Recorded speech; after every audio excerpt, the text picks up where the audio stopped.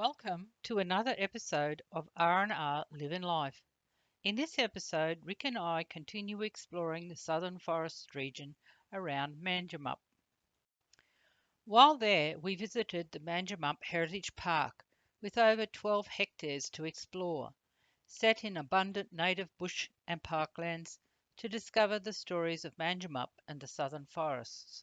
The site was huge and included numerous museums. We wandered through the open-air Rail Relics Museum to learn of how the railway helped to shape the local timber industry, to discover well-maintained equipment and machines that had helped transport timber from the regions to the rest of the state and beyond. We got up close to locomotives and haulers from the 1890s, equipment used to pull logs through the forests and timber milling machinery that worked day and night to keep the industry alive. We enjoyed strolling around the bushland, along winding paths that took us to different displays. Rick enjoyed climbing the 17-metre high viewing platform, but the slide was closed. The replica wooden fire tower, built in 1987, was typical of the ones used by the Forests Department to help spot bushfires between 1936 and the mid-1970s.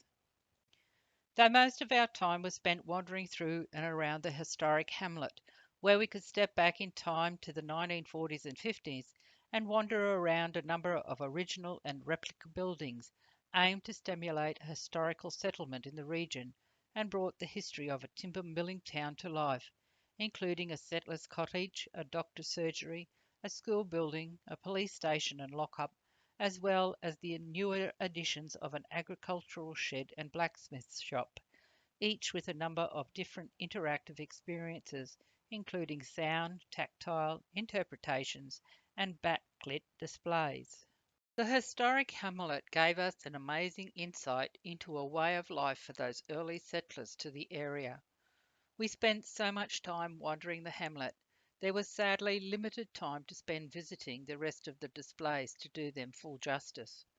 You really do need a couple of visits to take it all in and enjoy each display to their fullest.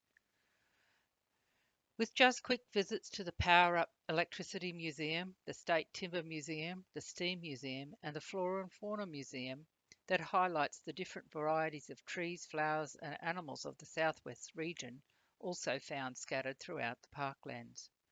While the displays in these museums highlighted some of the challenges faced with the development and impact of electricity, the timber and forestry industry, the use of steam power in sawmills to improve the processes and speed up work in the mills, industries in the area were changing at such a rate, the impact on the everyday life for settlers must have been bewildering for some. It was a huge site and certainly well worth the visit. From the Heritage Park, we made our way south along the Southwestern Highway to the Wheatley Coast Road, then Pearson's Road, through pine forests to a large evergreen bunya pine tree. Even though it is native to Queensland and the wet tropics, this rare example of the bunya pine has grown to enormous size here in the southwest of Western Australia. Not far from the bunya pine trees was old St Ernie's homestead.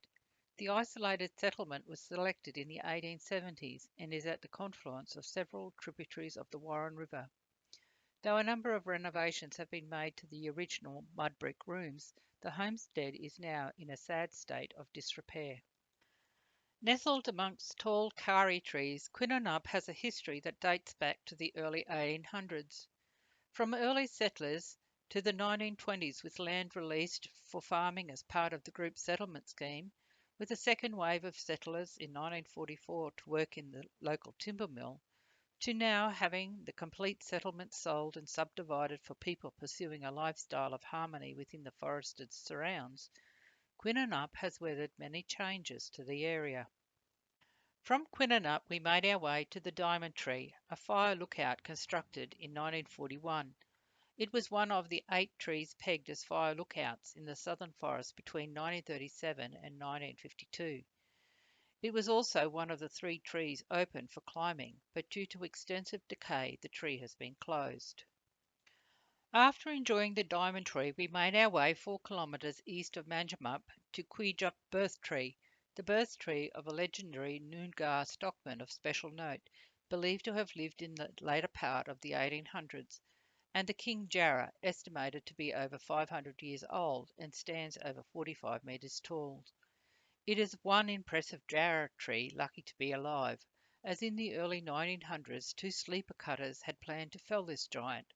Fortunately for King Jarrah, Fred Brockman raced out to the tree and blazed a broad arrow on it, which signified that it was the property of the Crown and couldn't be cut down.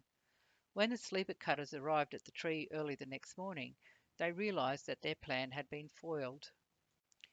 On our way back into town, we checked out the chainsaw wood carvings before making our way back to Gidget.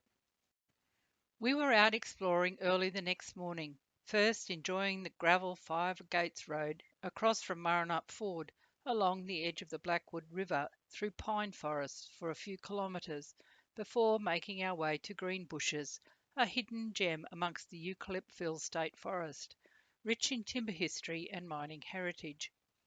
Our first stop in Greenbushes was at the Taliston lithium mine lookout that overlooks the 265-metre deep Cornwall pit, where titanium ore was extracted in open-cut mining until 2003.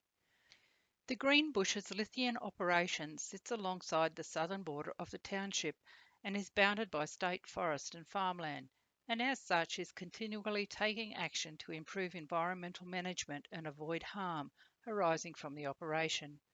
The lookout provided easy to understand information about the operations on display panels in a gazebo. The Greenbushes mine is the world's largest hard rock lithium mine in terms of reserves, resources, production, and capacity. It is also the longest continuously operated mining area in Western Australia, with tin mining commencing in the Greenbushes area in 1888 and mining of tantalum commencing in the 1940s. Taliston Lithium and its predecessor companies have been producing lithium from the Greenbushes operation since 1983, with the first processing plant commissioned in 1985. Since that time, the lithium processing facilities have been expanded several times to produce a range of lithium concentrates. The operation has four processing plants, one producing technical grade lithium concentrates and two producing chemical grade lithium concentrates, and a fourth retreating historic tailings. Currently, the focus of the mining operation is the central lode zone, comprising three pits using conventional drilling and blast methods.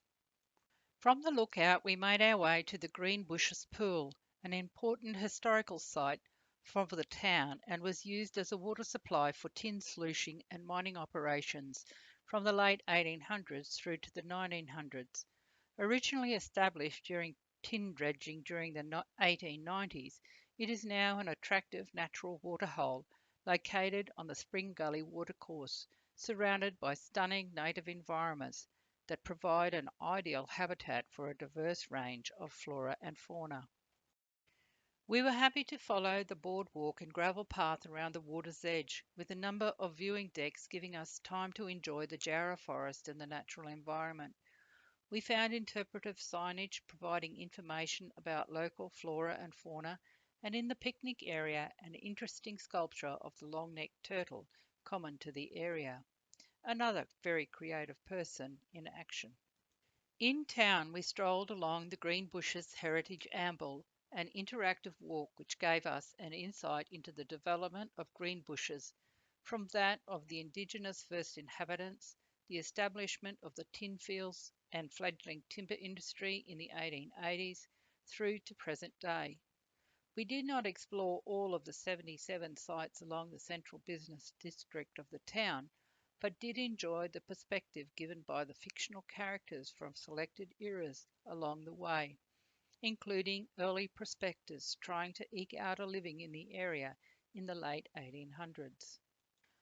One of the sites along the Heritage Amble included the Post and Telegraph Office and Mining Registers Office that was built in 1893.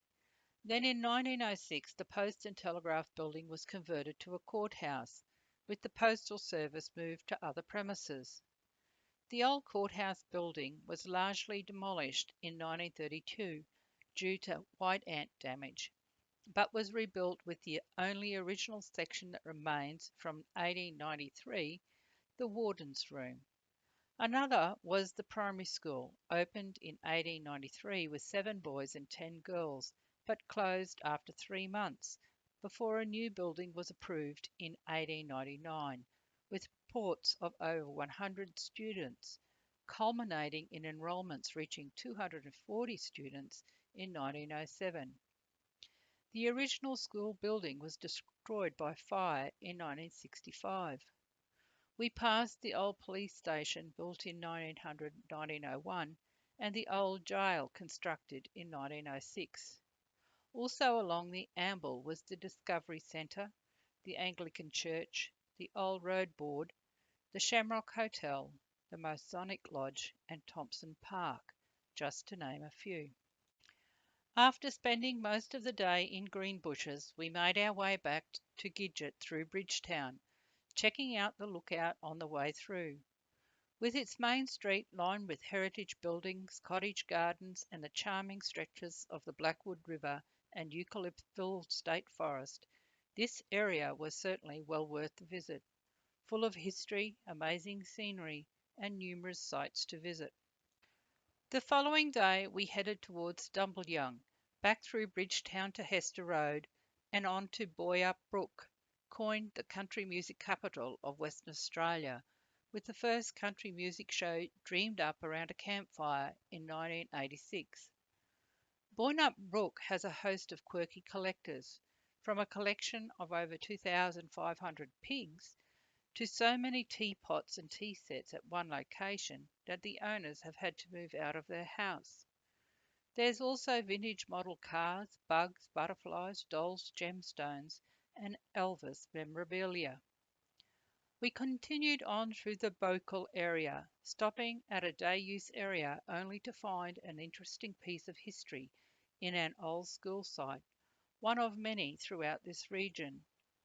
We continued on past Dead Man's Swamp, an eerie nature reserve with a few Are You OK trees scattered amongst dead shrubs.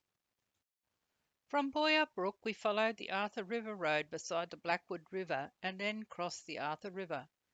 The charming farming community of Arthur River has ridden on the sheep's back since the mid-1800s. At the junction of the Albany Highway and Collie Lake King Arthur Road, we passed an old shearing shed, and then it was on to Wagen, in the heart of the great southern region, and home to the man-made giant ram statue, a replica of a merino ram. The economy of the district is based on agriculture, with wheat, barley, oats, canola, and lupins being the main crops, and sheep and cattle production being prominent. Wagen is also home to the largest annual sheep show in the Southern Hemisphere, being the Wagen Woolorama. It has been an interesting morning through some varied countryside. On arriving in Dumbleyung, we made camp along the tree line of a huge open site at the sports ground. Dumbleyung is a wheatbelt town, famous for its association with speed ace Donald Campbell. Not far from our campsite was the grandy old Dumbleyung Inn, formerly the Dumbleyung Hotel, a two-storey structure constructed of stone, with brick quoins around the windows and deep shady verandas along the front and side of the building, that began trading in December 1911 and is historically linked to the nearby railway. On our walk around town, we stopped in at the Bluebird precinct that tells the incredible and historically important story of how Donald Campbell, an English thrill-seeker, made world history on the 31st of December 1964 by breaking both the land and water speed records in a futuristic-looking blue hydroplane boat on Lake Dumbleyung, a feat never to be achieved before or since. We also admired the unique chicken wire sculpture of Donald Campbell. From the shelter we then visited the town's railway precinct with its goods shed, loading ramp and brick station building, where we viewed photographs, relics, and local history displayed on the outside of the building.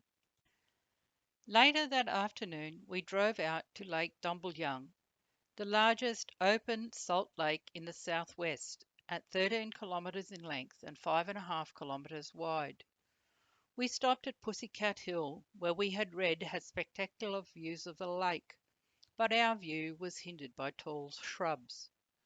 While there, we viewed the granite memorial dedicated to Donald Campbell. The salinity levels in the lake have increased over the years since land clearing began in earnest in the 1940s, with rising groundwater carrying salt from the soil profile to the surface of the land. Many trees stand dead as testimony to the struggle that the area has had with environmental changes over the years. Currently, the lake is a series of large shallow pools, which is a sight to be seen. Despite the extreme salinity of the lake, it also provides a habitat for many varieties of water birds and is a drought refuge for these birds. Since 1963, the lake has been protected by the Dumbleyung Lake Nature Reserve. Rick and I wandered the shoreline, checking out the yacht club before driving to a lookout with spectacular views of the countryside, though extremely windy. The contrast between Lake Dumbleyung on one side and the ploughed fields on the other was impressive, even down to the burnt stubble in the fields. From the lookout, we returned to the sports ground and reconnected Gidget, ready for the next morning when we would return through Wagen to Narrogin and Lake Grace. Since the start of our trip, every day has been interesting. The past couple of days travelling through state forests and now to be enjoying the wheatbelt. The ever-changing scenery, small towns full of history, and amazing natural environments has kept us fascinated with this part of Western Australia. I hope you have enjoyed this episode. Give us a thumbs up if you have. Join us next time as we continue our travels through more stunning country. Take care and stay safe. Cheers for now. Rick and Rosemary. R&R Live and Life.